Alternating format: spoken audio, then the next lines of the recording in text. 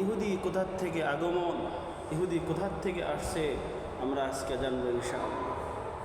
হজরতে ইয়াকুব আলাইহিস সালামের সন্তানের নাম ছিল ইয়াহুদা। এই ইয়াহুদার থেকে ইহুদিদের জন্ম, ইয়াহুদার থেকে ইহুদিদের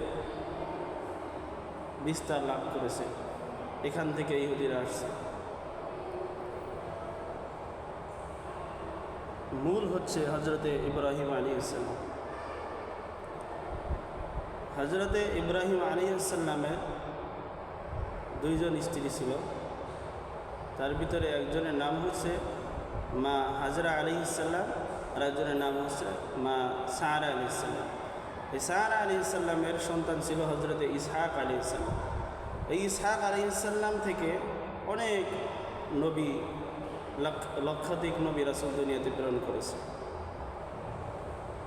আর হাজরা আলাইহিস সালাম থেকে হজরতে ইসমাইল আলাইহিস সালাম জন্মগ্রহণ করেছে। ইসমাইল আলাইহিস সালাম পরে এই বংশ থেকে, ইসমাইল আলাইহিস সালামের বংশ থেকে কোনো নবী রাসূল আসেনি। তো ইসহাক আলাইহিস সালাম আর ইসমাইল আলাইহিস সালাম তারা দুই ভাই ছিলেন। ইসহাক আলাইহিস সালামের বংশ থেকে অনেক নবী রাসূল আসছে। ইসহাক আলাইহিস সালামের সন্তানের নাম ছিল ইয়াকুব আলাইহিস সালাম। ইয়াকুব আলাইহিস সালামের সন্তানের নাম ছিল হজরতে ইউসুফ আলাইহিস সালাম। ইউসুফ আলাইহিস সালামের আর এক ভাইয়ের নাম ছিল ইয়াহুদা। এই ইয়াহুদার থেকে ইহুদি দুনিয়াতে আগমন করেছে।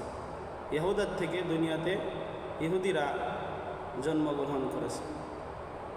তো ইয়াহুদার ভাইয়ের নাম ছিল হজরতে ইউসুফ আলাইহিস সালাম।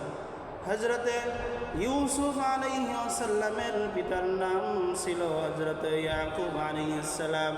হজরতে ইয়াকুব আলাইহিস সালামের পিতার নাম ছিল হজরতে ইসহাক আলাইহিস সালাম। হজরতে ইসহাক আলাইহিস সালামের পিতার নাম ছিল হজরতে ইব্রাহিম আলাইহিস সালাম।